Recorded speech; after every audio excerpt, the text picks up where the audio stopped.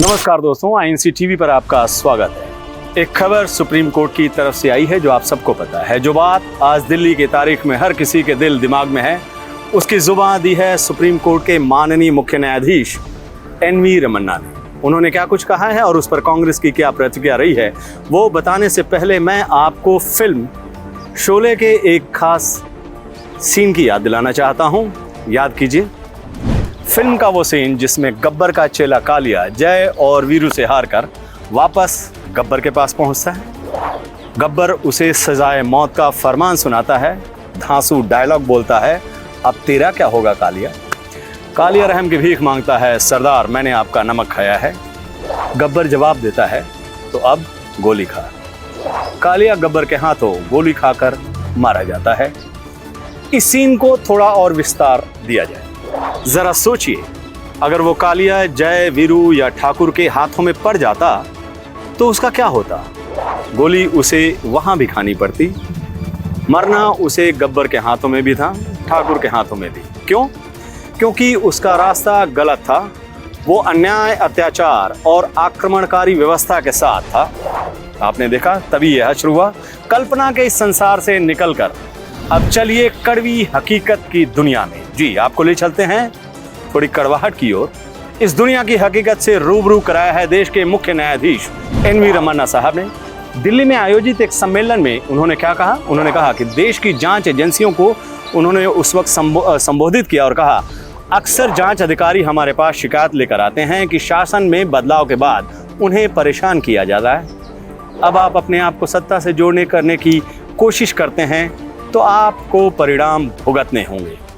माननीय न्यायाधीश ने यह बात सीबीआई, ईडी और उन तमाम केंद्रीय जांच एजेंसियों के बारे में कहा जो आज की तारीख में सरकारी पिट्ठू बने हुए हैं। ये विपक्ष भी आरोप लगाता रहा है। अपने पद की गरिमा और मर्यादा को ध्यान में रखते हुए उन्होंने इस बात को फिल्म शोले के सीन से नहीं जोड़ा। ये नहीं कहा कि हर गब्बर की सत्ता खत्म होने के बाद कालिया के साथ वही होता है जो मंजूर ठाकुर होता है। When it comes to the CBI, it possessed immense trust of the public in initial phase. In fact, the judiciary used to be flooded with requests for transfer of investigations to CBI, as it was a symbol of impartiality and independence.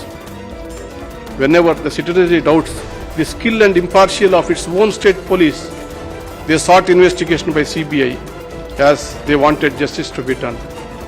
But with the passage of time, like every other institution of repute, the CBI has also come under deep public scrutiny. Its actions and inactions have often raised questions regarding its credibility in some cases. As an institution, you have so many achievements to your credit. In the process, many of your personnel have put their health and life at risk. Some have also made supreme sacrifices. In spite of all this, it is ironical that people hesitate to approach the police in times of despair. The image of the institution of police is regrettably tarnished by allegations of corruption, police excesses, lack of impartiality, and close nexus with political class. वैसे आपको यहाँ भी ध्यान रखना चाहिए कि काम सही से नहीं करने पर गब्बर भी कालिया को बख्शता नहीं है। तो फिर कालिया के पास बचने का तरीका क्या है? फिल्मी पटकथा में 50 तरीके बताए जा सकते हैं, लेकिन सच्चाई, सच और हकीकत की दुनिया में ईमानदारी, कर्तव्यनिष्ठा और निष्पक्षता ही किसी को कालिया बचने से बचा सकती है। बकौल मुख्य न्यायाधीश रमन्ना साहब, जब आप झुकेंगे नहीं तो आपको वीरता के लिए जाना जाएगा। राजनीतिक प्रतिनिधि आएंगे जाएंगे, लेकिन आप अपने पद पर बने रहेंगे। अभी भ्रष्टाचार, ज्यादतियों, निष्पक्षता की कमी और राजनीतिक वर्ग के साथ गठजोड़ में आपकी क्रेडिबिलिटी खत्म हो गई है। संस्थाओं को फिर से लोगों का भरोसा हासिल करने पर ध्यान देना चाहिए। इसके लिए पहले राजनेताओं से गठजोड़ तोड़ना होगा, तभी फिर से आपकी साख वापस हो सकेगी। कांग्रेस ने मुख्य न्यायाधीश की नसीहत का पुरजोर समर्थन किया है। साथ ही उनसे अपील की है कि वो सरकारी जांच एजेंसियों को सरकारी पिट्ठू बनने से रोकने के लिए कुछ कारगर कदम उठाएं। इस मुद्दे पर कांग्रेस प्रवक्ता एवं राष्ट्रीय महासचिव श्री रणदीप सिंह सुरजेवाला ने कहा, मैं प्रधान न्यायाधीश जी से देश के एक नागरिक के तौर पर कहूंगा कि केवल अदालत में बैठकर चिंता व्यक्त करने से माननीय न्यायाधीश जी कुछ नहीं होने वाला।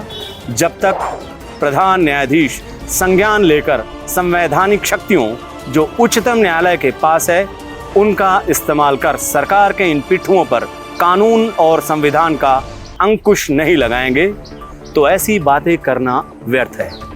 श्री रणदीप सिंह सुरजेवाला के मुताबिक भारतीय जनता पार्टी राज में अब CBI captive bureau of BJP investigation बन चुकी है, वहीं ED election department of BJP के तौर पर काम कर रही है।